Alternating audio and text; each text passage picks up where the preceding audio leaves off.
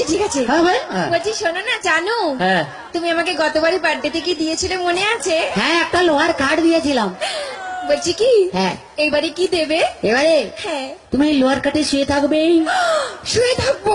তুমি শুয়ে আছো, শুয়ে আছি, আমি গেলাম, তুমি এলে, তোমার দিকে তাকালো, তাকালে লোহার কাঠে কারেন্ট দিয়ে দিলাম, তুই মরে গেলি।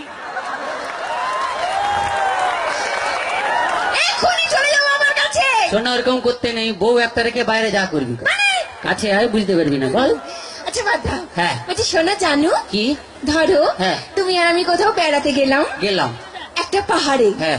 আর সেই পাহাড়ের চূড়োতে হ্যাঁ। তুমি আর আমি উঠলাম। তার আগে উঠতে দে। ও হ্যাঁ। এদিকে এসো। হ্যাঁ। ধরে না উঠছি। উঠলাম। সে পাহাড়ের চূড়োতে তুমি আর আমি উঠলাম। হ্যাঁ।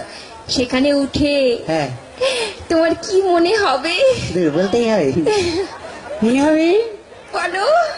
পাহাড়ে উঠলাম, এরকম করে ধরলাম, ধরলে এক লাত মারলাম, নিচে ফেলে দিলাম।